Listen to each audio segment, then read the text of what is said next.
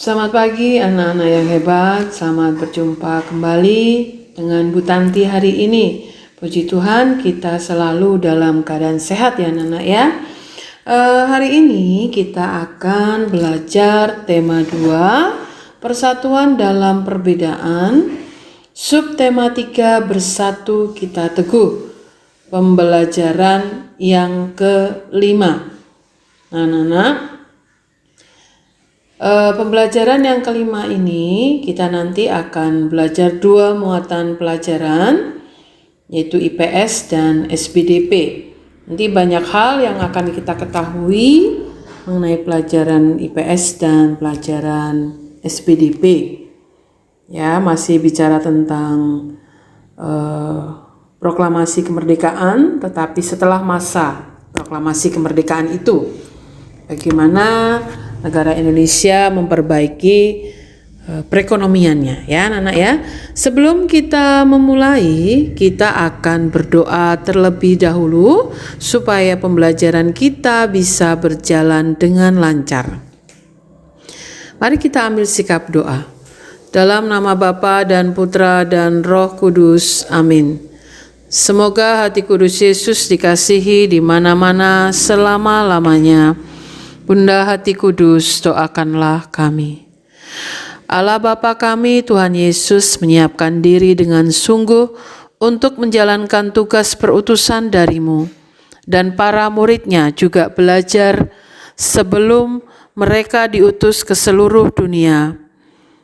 Maka kami pun ingin belajar dengan baik untuk menyiapkan hari depan kami. Pertama-tama ya Bapa, kami bersyukur atas kesempatan belajar yang Kau berikan ini. Kami mohon terangilah akal budi kami, supaya kami cepat memahami bahan yang kami pelajari. Berilah kami semangat belajar yang tinggi, supaya kami dapat belajar dengan rajin, tekun, dan teratur. Bantulah kami selama belajar ini, memusatkan perhatian hanya pada pelajaran, sehingga tidak mudah terseret oleh godaan-godaan yang dapat melemahkan semangat belajar kami. Bapa, dampingilah kami dalam belajar ini. Amin. Dalam nama Bapa dan Putra dan Roh Kudus. Amin. Terima kasih anak-anak, kalian sudah baik dalam berdoa. Kita selalu awali apapun dengan berdoa, kegiatan apapun dengan berdoa.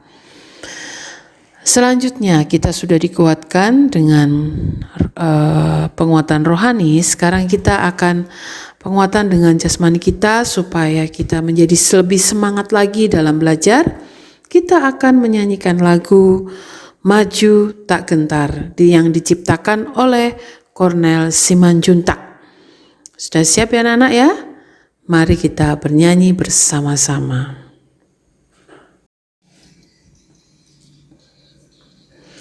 Maju tak gentar, membela yang benar. Maju tak gentar, hak kita diserang. Maju serentak, mengusir penyerang.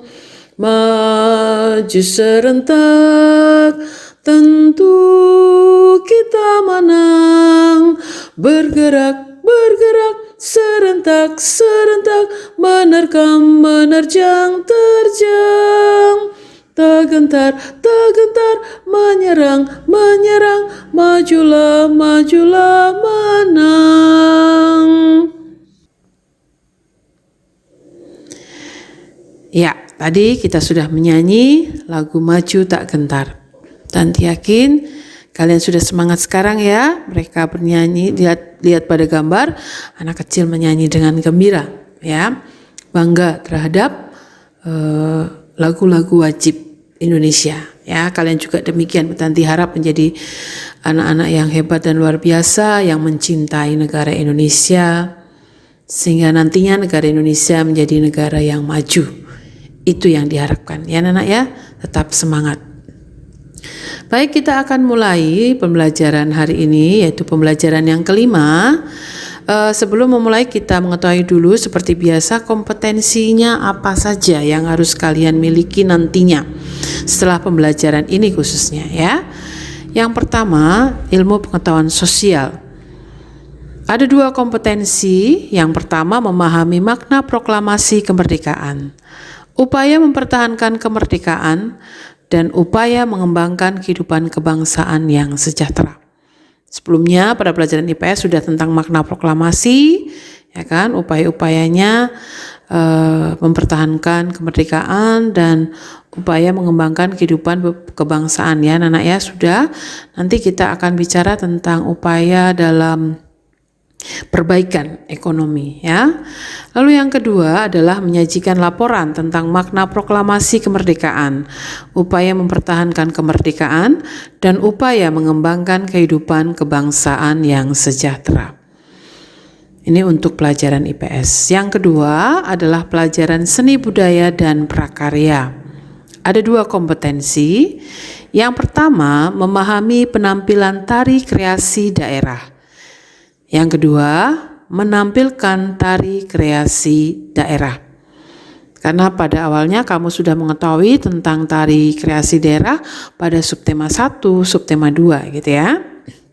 Pada subtema 3 ini kalian juga akan lebih mengetahui lagi tentang macam-macam tarian daerah dengan kreasinya. Dan nanti kalian diminta untuk mempraktekkan tari kreasi daerah tersebut. Ya, dengan melihat penampilan tarian lalu kalian bisa menirukan tarian itu sebagai nilai PTS 2S BDP gitu ya anak ya. Nah, ini kompetensi dasar yang akan kalian pelajari dan kalian miliki untuk akhirnya pembelajaran yang kelima. Tujuannya apa? 1. Setelah membaca teks, siswa mampu mengidentifikasi makna upaya mengembangkan kehidupan kebangsaan yang sejahtera di awal masa kemerdekaan Indonesia menggunakan diagram. 2. Setelah membaca teks, siswa mampu menulis makna upaya mengembangkan kehidupan kebangsaan yang sejahtera di masa awal kemerdekaan Indonesia dalam bentuk diagram. 3. Setelah mengamati gambar, membaca penjelasan dan memperhatikan peragaan oleh guru, siswa mampu mengidentifikasi gerakan dan pola lantai pada tari indang. 4. Setelah mengamati gambar, membaca penjelasan dan memperhatikan peragaan oleh guru, siswa mampu mempraktikkan gerakan dan pola lantai pada tari indang. Inilah tujuan pembelajaran kita hari ini.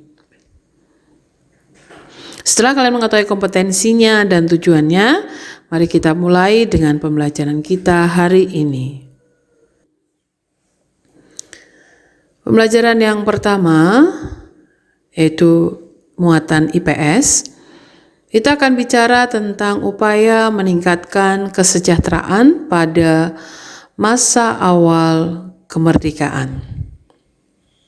Pada awal kemerdekaan, Indonesia mendapatkan warisan ekonomi ya dari Jepang, tetapi itu masih kacau. Banyak permasalahannya anak-anak. Permasalahan itu bertambah parah ketika Belanda datang ke Indonesia berusaha menguasai Indonesia. Padahal Indonesia sudah mendapatkan kedaulatan bahwa Indonesia adalah negara yang merdeka. Lepas dari Jepang, ternyata Belanda datang untuk menguasai Indonesia. Nah, pada saat itu kas negara Indonesia masih kosong, belum ada uang kas gitu ya. Kemudian ditambah blokade ekonomi yang dilakukan Belanda. Ya, tidak boleh barang-barang Indonesia diekspor ke sana atau tidak ada kiriman dari Belanda ke Indonesia. Ini menyebabkan perekonomian bangsa Indonesia semakin terpuruk anak-anak. Ya, semakin terpuruk. Nah, seperti pada tayangan ini pada 1 Oktober Apa yang akan dilakukan di sini nih, ya? Maka pemerintah Indonesia itu mengeluarkan kebijakan yang pertama, ya, upayanya pemerintah Indonesia untuk memperbaiki perekonomian adalah kebijakan Uang Republik Indonesia. Ejaan lama seperti ini anak-anak, ya, OEANG. Kalau kita sekarang uang. Pada 1 Oktober 1946 mengeluarkan larangan semua rakyat Indonesia tidak boleh menggunakan mata uang Nika. Ya, digantikan dengan penggunaan ori sebagai alat pembayaran yang resmi. Pada saat itu, ya anak-anak, ya, jadi tidak ada lagi mata uang Nika. Nah, sekarang Bu Tanti akan menunjukkan contoh uang zaman penjajahan Belanda. Nah, inilah uang-uang yang zaman dahulu digunakan, ya, pada zaman Nika di situ, ya, ini. Kemudian berubah uangnya menjadi koin-koin yang seperti ini, anak-anak, ya. Ada 50 sen, ini tahun 1961. Kemudian ini ada 10 rupiah, ini dulu Bu Tanti masih mengalami ini, anak-anak. Tahun ini diproduksi 1974. Ini ada 10 rupiah. Dulu Bu Tanti 10 rupiah bisa beli macam-macam, anak-anak, ya. Beli. Kalau sekarang mungkin es doger gitu, ya. Mie goreng, nah, di sekolah, di kantin sekolah itu. Ini dulu, ya. Kemudian ada 2 rupiah juga ada, 2 rupiah juga bisa untuk beli jajan loh, anak-anak, lah. Zaman Bu Tanti kecil dulu. Ini diproduksi tahun 1970 dan ada mata uang yang lain sebenarnya, anak-anak. Ini pada saat nikah diganti dengan mata uang Indonesia. Nah, ini ya, karena makin parahnya, ya, ini akhirnya pemerintah Indonesia mengeluarkan uang Republik Indonesia yang harus digunakan oleh rakyat Indonesia. Pemerintah juga memberikan macam-macam hal, ya, di sini ada pinjaman nantinya dan masih banyak lagi, ya. Ini yang pertama dilakukan oleh pemerintah Indonesia setelah proklamasi kemerdekaan untuk perbaikan ekonomi. Karena setelah 1945, setelah proklamasi itu perekonomian Indonesia itu semakin parah, tidak ada kenaikan, lalu ada Belanda datang, ya kan, dan masih banyak lagi kekacauan yang terjadi. Maka pada tahun 1946 pemerintah Indonesia mengeluarkan uang ini, ya, dan uang-uang yang lain mungkin, ya, sebelumnya tidak boleh menggunakan Nika lagi. Nah, ini upaya yang pertama. Upaya yang kedua adalah konferensi ekonomi. Konferensi ekonomi ini dilaksanakan pada tahun 1946, anak-anak. Ini sudah dilaksanakan selama 2 kali, ya.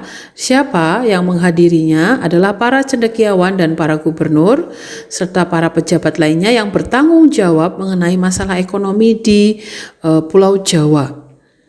Ya, di Pulau Jawa. Yang memimpin pada saat itu adalah Menteri Kemakmuran. Menteri Kemakmuran saat itu bernama Insinyur Darmawan Mangunkusumo. Nah, ini. Nah, konferensi ekonomi ini pada tahun 1946 itu sudah dilaksanakan sebanyak 2 kali, di mana tujuan konferensi ekonomi adalah untuk memperoleh kesepakatan yang bulat dalam menanggulangi masalah-masalah ekonomi yang mendesak. Ya, masalah ekonomi mendesak contohnya adalah produksi dan distribusi barang, baik makanan, sandang, pangan, status dan administrasi perkebunan saat itu, ya, supaya menjadi jelas bahwa itu milik Indonesia sepenuhnya. Nah, konferensi ekonomi yang pertama itu dipimpin oleh Darmawan Mangunkusumo yang saat itu menjabat sebagai Menteri Kemakmuran. Kemudian konferensi ekonomi yang kedua ini membahas program ekonomi pemerintah, masalah keuangan negara, pengendalian harga, kemudian distribusi dan alokasi tenaga manusia, ya, supaya tidak terjadi banyak pengangguran, rakyat Indonesia banyak yang bekerja, ya. Nah, di situ bisa kita bantu dengan konferensi ini, akhirnya menghasilkan kesepakatan itu tadi ya, konferensi 1 tadi, lalu konferensi yang kedua. Nah, upaya yang ketiga adalah pinjaman nasional. Program ini dilaksanakan oleh Insinyur Surahman, di mana pada saat itu dia menjabat sebagai Menteri Keuangan saat itu. Ya, itu yang mencetuskan pertama kali. Programnya apa, Nana? Pemerintah Indonesia meminjam dana dari rakyat. Dana dari rakyat tersebut akan dikembalikan selama jangka waktu 40 tahun. Ya.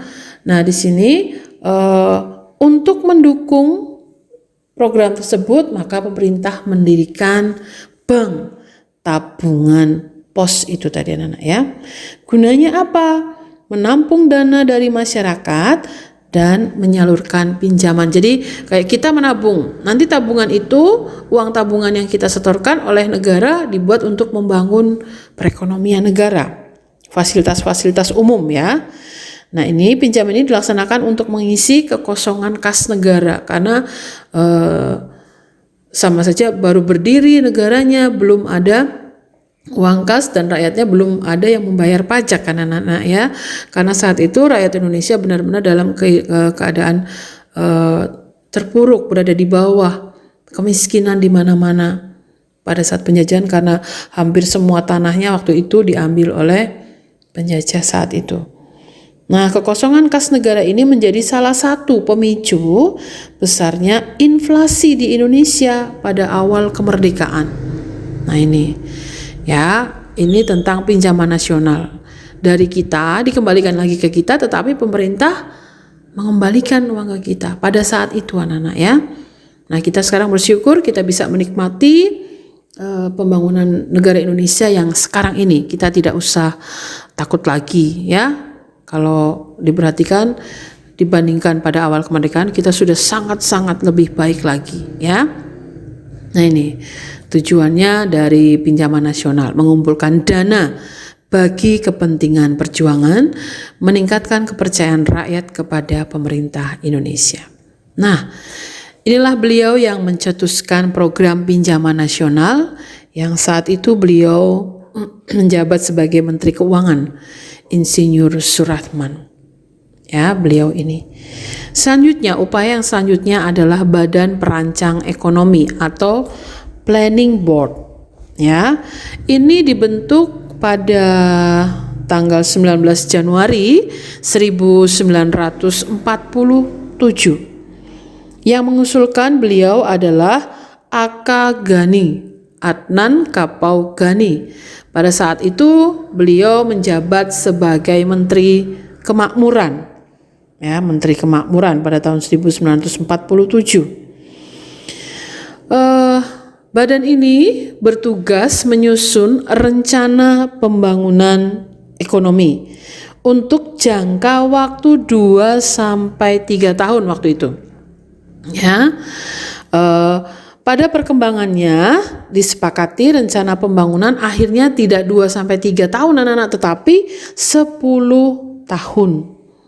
Nah, prioritas rencana pembangunan 10 tahun ini disepakati, yaitu apa saja?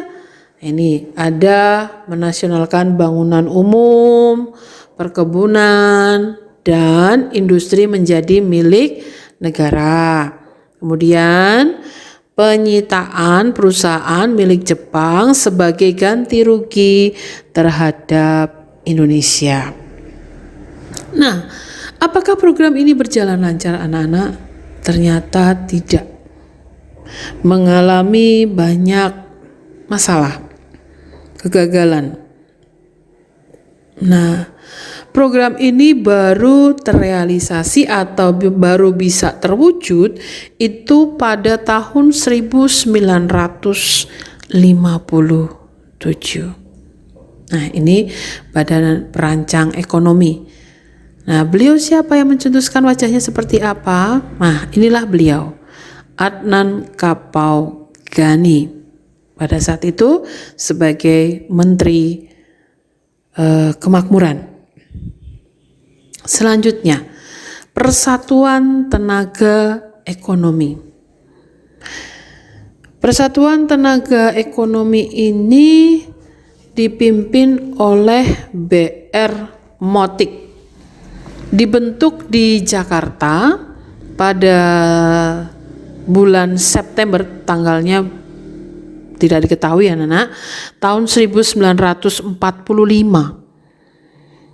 Ya, tujuan dari pembentukan Persatuan Tenaga Ekonomi adalah menggiatkan kembali partisipasi pengusaha swasta di sini.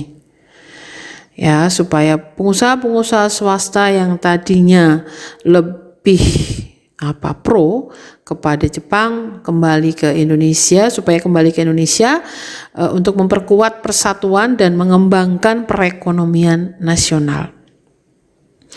Dengan dibentuknya Persatuan Tenaga Ekonomi ini diharapkan dapat menyelamatkan individualisasi di kalangan organisasi pedagang, sehingga dapat memperkokoh ketahanan ekonomi bangsa Indonesia.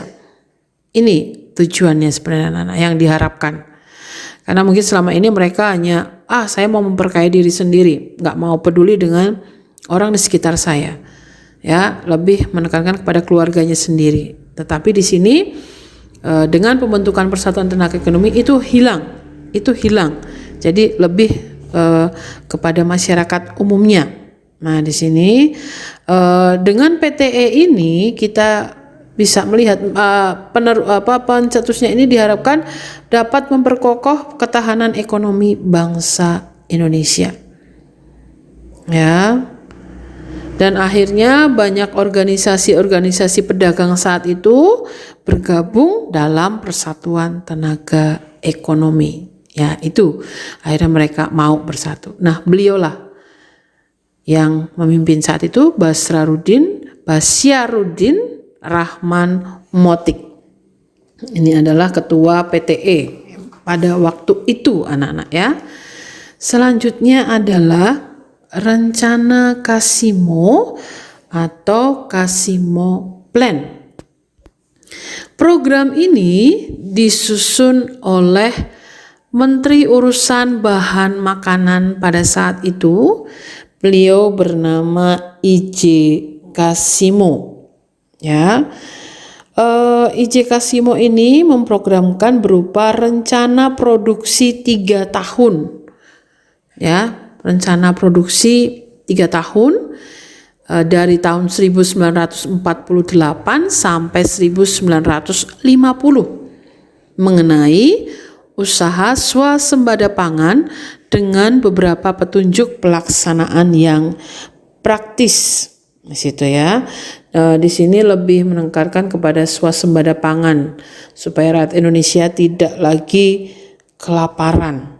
Nah, program ini tujuannya untuk meningkatkan kesejahteraan rakyat dengan meningkatkan produksi pangan. Pada saat itu lebih menekankan kepada sektor pertanian, anak-anak khususnya beras. Jadi sawah-sawah banyak di situ. Ya, program pokok rencana Kasimo itu meliputi beberapa aspek anak-anak.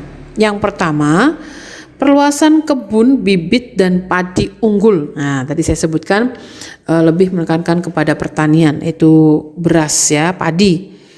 Lalu aspek yang kedua adalah pencegahan penyembelihan hewan pertanian. Di sini seperti sapi, kerbau dulu suruh dikurangin ya, untuk membantu petani menggarap sawahnya.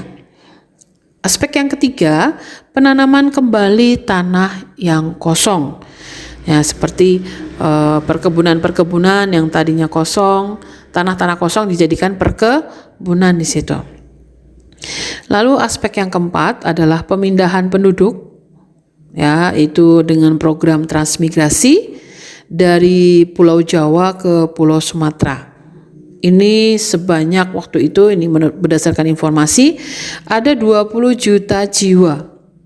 20 juta jiwanya ini dari Indonesia, dari Pulau Jawa, kemudian mereka bertransmigrasi ke Pulau Sumatera. Ini dalam jangka waktu 10 sampai 15 tahun. Transmigrasi itu apa, anak-anak? Perpindahan penduduk dari pulau yang padat penduduknya ke pulau yang sedikit penduduknya. Jadi ada pemerataan jumlah penduduk di situ ya anak-anak ya. Nah, ini tentang rencana Casimo Plan. Nah, di sini tadi saya sudah jelaskan ya, untuk meningkatkan produksi bahan pangan, Casimo menyarankan agar, nah ini yang tadi saya sebutkan, aspek-aspek yang tadi saya sebutkan. Menanami tanah-tanah kosong, berarti mereka transmigrasi dari Pulau Jawa ke Sumatera Timur. Nah, ini diminta untuk menanam bibit unggul. Nah, mereka yang bertransmigrasi itu supaya menanam bibit unggul di sana, selain di Pulau Jawa itu sendiri. Ya. Kemudian ini tadi sudah saya jelaskan, di setiap desa dibentuk kebun-kebun bibit ya supaya cepat tumbuhnya, lalu adanya transmigrasi. Nah, seperti apa wajah I.J. Casimo? Nah, ini adalah nama lengkapnya. Ignatius Joseph Casimo Hendro Wahyono. Ini beliau ya, yang dulu menjabat sebagai Menteri Persediaan Bahan Makanan yang mencetuskan program rencana Casimo ini. Maka dengan upaya perbaikan ekonomi I.J. Casimo itu, maka pembelajaran IPS, muatan IPS sudah selesai. Kira-kira saya ada tugas nggak ya? Kita lihat. Nah, ternyata ada tugas untuk pembelajaran kelima IPS KD 4.4, yaitu buku mosaik 6B halaman 130 sampai 131. Ayo pahami dan jawab. Di situ ayo pahami dan jawab itu ada bagian B, ada A dan B, tetapi yang diminta adalah kamu untuk bagian B saja. Di situ kamu diminta untuk memasangkan antara nama tokoh dengan upaya peningkatan kesejahteraan tadi. Yang tadi sudah saya jelaskan barusan, ada konferensi ekonomi, rencana Casimo, pinjaman uang Republik Indonesia, dan masih banyak lagi tadi ya. Nah, itu dijodohkan di situ. Kemudian yang kedua, tidak hanya itu saja untuk IPS, ayo lakukan. Nah, ayo lakukan itu pada halaman 131. Kalian semua diminta untuk membaca sebuah pernyataan, lalu kamu berikan jawaban benar atau salah. Kalau benar berarti tidak usah diberi keterangan, tetapi kalau salah, kalian tuliskan keterangannya. Mengapa salah? Seharusnya bagaimana? Itu silakan kamu kerjakan di buku tulis tematik anak-anak ya. Di buku tulis tematik. Untuk yang ayo lakukan, soalnya tidak usah ditulis, cukup jawabannya saja. Kalau benar ya hanya tulis benar saja. Kalau salah, tulis salah dan keterangannya apa. Seharusnya bagaimana? Itu ya anak-anak ya, tugas pembelajaran kelima untuk muatan pelajaran IPS. Sekarang kita akan lanjut ke muatan bahasa Indonesia. Muatan SBDP.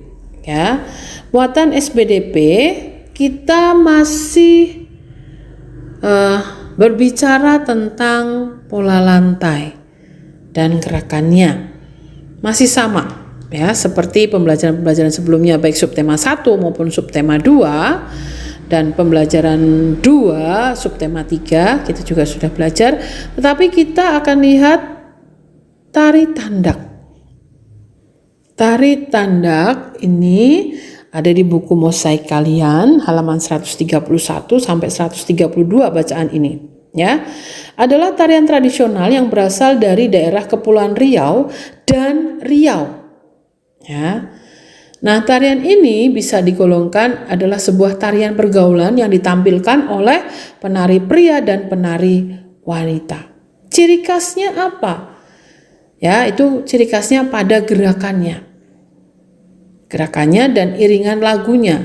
Diiringi oleh lagu atau alunan musik pengiring. Lagu itu bisa sambil menyanyi, kalau musiknya saja. Ini anak-anak ya. Tari ini memiliki pola campuran, pola lantainya tidak hanya satu. Antara lingkaran, lurus, dan zigzag. Nah, gerakannya diawali dengan semua penari membentuk sebuah lingkaran, di mana antara peserta satu dengan yang lainnya saling berpegangan pundak. Nah, gerakan ini dilakukan dengan melangkahkan kaki serta mengentakkannya ke lantai atau tanah. Karena ini berpasangan atau kelompok, biasanya jumlah penarinya itu genap anak-anak ya, bisa 4, 6, 8 dan seterusnya. Kalau di gambar sini ini ada 8 ya, 4 penari laki-laki, 4 penari perempuan. Ya, tari ini dipentaskan dengan seorang ngejang. Ngejang itu adalah pemimpinnya pada tarian tersebut. Pemimpin tari tandak ini berposisi berdiri di tengah penari-penari yang lainnya. Ngejang memegang alat musik yang terbuat dari bahan besi atau perunggu yang diberi nama giring-giring. Ini anak-anak tari tandak ya. Nah, kalau kamu bisa perhatikan di buku kalian halaman 132 itu ada pertanyaan tentang bacaan ini, tentang tari tandak. Dari manakah asal tari tandak? Ya, tadi sudah disebutkan ya anak-anak ya, dari Kepulauan Riau dan Riau ya. Ciri khas dari tari tandak apa saja anak-anak? Ya, ciri khasnya tadi ada gerakannya dan iringan musiknya tadi ya. Itu. Kemudian bagaimana gerakan tari tandak? Nah, diawali dengan semua penari membentuk lingkaran. Ada jarak antara satu penari dengan penari yang lainnya di mana saling berpegangan pundak ya. Kemudian dilanjutkan dengan melangkahkan kaki serta mengentakkannya ke lantai atau ke tanah. Dan pola lantai yang digunakan adalah lingkaran, lurus, dan zigzag. Gitu anak-anak ya. Nah, kemudian pertanyaan yang nomor 4. Berapa jumlah penari pada tari tandak? Jumlah penarinya adalah genap. Ya anak-anak ya. Bisa 4, 6, 8 pokoknya genap di situ. Ya. Kemudian, apa bahan alat musik yang digunakan? Yang tadi dipegang oleh seorang ngejang atau pemimpin tari tandak. Ya. Ya, bahannya dari besi dan perunggu. Namanya adalah giring-giring. Ya, ini sedikit tentang tari tandak. Nah, supaya kalian lebih memahaminya, mari kita saksikan sedikit tentang tutorial gerakan tarian tandak berikut. Setelah kamu menonton nanti, ya, itu kan bertahap, ya, tahapan seperti ini. Terus nanti video paling akhir itu yang menggunakan musik, itulah yang kalian akan praktekkan. Ya, dari awal. Itu kalian bisa melihat caranya bergeraknya, tangannya, kakinya, ya, posisi badan bagaimana. Terus nanti bagian akhirnya biasanya ada musiknya dan kamu harus menampilkan yang pakai musik itu anak-anak ya. Nah, tugas pembelajaran kelima kalian adalah seni budaya dan prakarya SBDP. Kalian diminta untuk melakukan gerakan video tersebut di rumah, kemudian kamu video lalu dikirim ke classroom. Pengumpulan paling lambat 30 Agustus, hari Senin. Ya, waktunya lumayan lama ya anak ya. Dari Rabu, Kamis, Jumat, Sabtu, Minggu, 5 hari pasti bisa gerakan yang pendek seperti itu. Hanya 1 menit lebih lah, 1,5 menit kalian melakukan itu ya. Seperti itu. Sekarang mari kita saksikan dulu video gerakan tarian tandak berikut.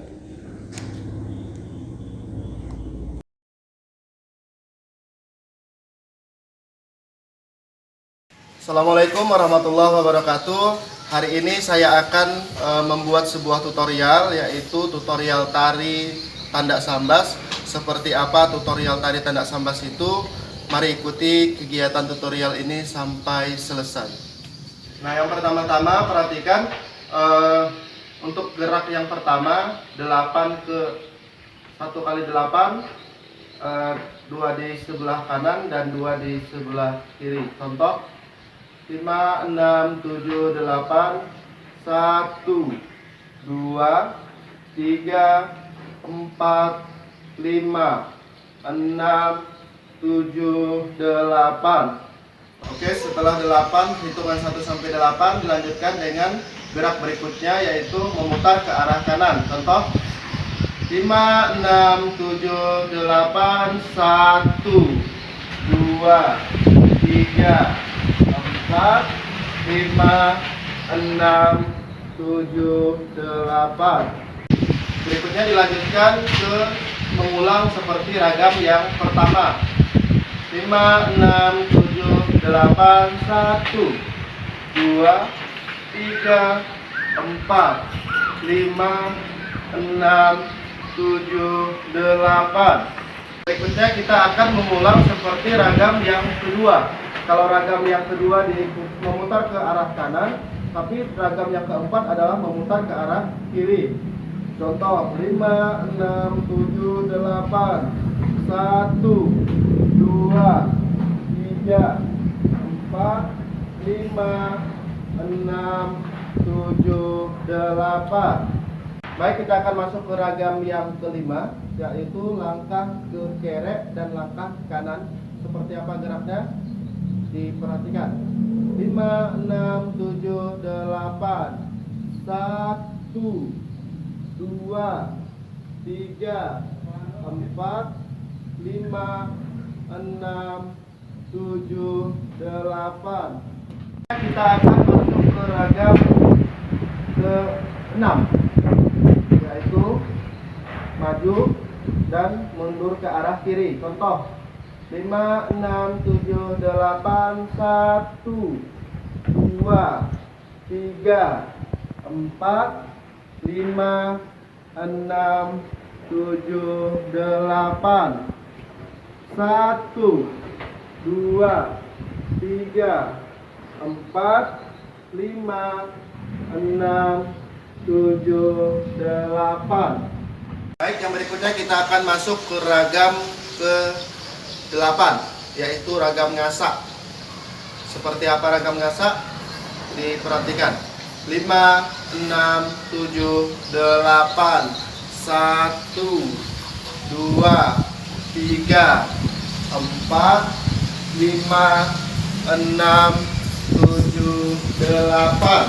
5, 6, 7, 8 di bawah. 1, 2, 3, 4, 5, 6, 7, 8. Nah, itu tadi tutorial gerak tari tandang sambas secara hitungan.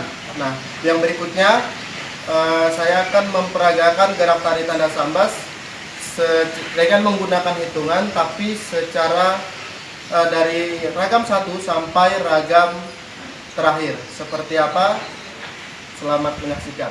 6, 7, 8, 1, 2, 3, 4, 5, 6, 7, 8, 1, 2, 3, 4, 5, 6, 7, 8, 1, 2, 3, 4, 5, 6, 7, 8, 1, 2, 3, 4, 5, 6, 7, 8, 1, 2, 3, 4, 5, 6, 7, 8, 1, 2, 3, 4, 5, 6, 7, 8, 1, 2,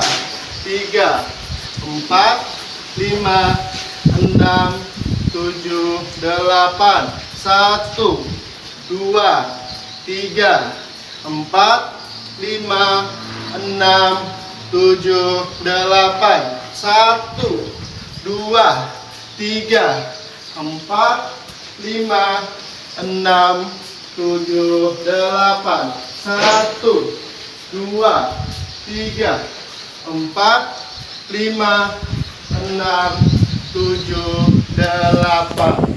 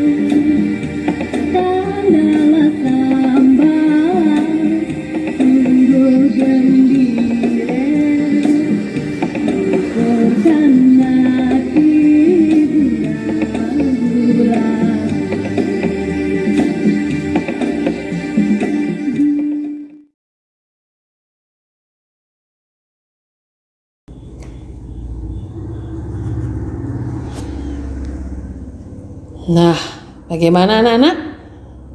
Sudah paham? Kalau belum paham, diulangi lagi. Ini sengaja Bu Tanti tampilkan alamatnya, ya, alamat videonya itu tadi, ya. Oke. Nah, pembelajaran hari ini kita sudah selesai anak-anak. Bu Tanti harap kalian lebih memahami tentang makna proklamasi, bagaimana upaya dalam memperbaiki perekonomian bangsa Indonesia saat itu. Kemudian dengan tarian daerah juga kalian sudah semakin banyak memahami. Kalian harus bangga menjadi anak Indonesia yang begitu banyak mempunyai keragaman budaya. Kemajemukan yang kita miliki menjadikan kita bangga dengan keanekaragaman yang ada. Maka anak-anak, kita akhiri pembelajaran hari ini dengan berdoa. Dalam nama Bapa dan Putra dan Roh Kudus, amin. Semoga hati kudus Yesus dikasihi di mana-mana selama-lamanya. Bunda hati kudus, doakanlah kami. Allah Bapa yang Maha Kasih, Tuhan kami Yesus Kristus, puji syukur kami haturkan kehadirat-Mu.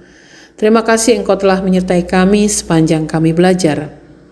Kami akan menyudahi pembelajaran kami kali ini. Semoga apa yang kami pelajari dapat kami pahami dengan baik. Dan semoga Engkau beri kelancaran dalam usaha-usaha kami di sekolah, ujian dan ulangan yang akan kami tempuh. Berikanlah kemudahan dalam kami menjawab soal-soal yang akan kami hadapi. Kami percayakan usaha dan jerih payah kami kepadamu. Karena bagimu tidak ada yang mustahil. Doa yang jauh dari sempurna ini kami panjatkan melalui perantaraan Tuhan kami, Yesus Kristus. Amin. Terima kasih anak-anak, masih setia dengan pembelajaran daring. Walaupun sudah sangat terlalu lama kita melakukan pembelajaran daring ya anak-anak ya. Semoga keadaan Indonesia semakin membaik, semakin lebih aman kita untuk melakukan kegiatan. ya, di Indonesia khususnya dan seluruh dunia pada umumnya, sehingga kita bisa datang ke sekolah, bertatap muka, bertemu teman, guru, ya kan, karyawan-karyawan, ya. Kemudian kita bisa melakukan aktivitas di luar rumah tanpa harus ada ketakutan, ya. Tetap jaga kesehatan ya anak-anak ya. Cuci tangan yang rajin, pakai masker jika keluar rumah. Kalau tidak penting jangan keluar rumah. Di rumah saja. Walaupun bosan, tetap harus kalian lakukan itu. Kemudian makan makanan yang bergizi, minum air putih yang cukup, ya. Buah-buahan dan sayur-sayuran itu juga harus kalian makan supaya tubuh kita lebih sehat lagi. Demikian anak-anak pembelajaran hari ini ya anak-anak. Terima kasih, Tuhan memberkati.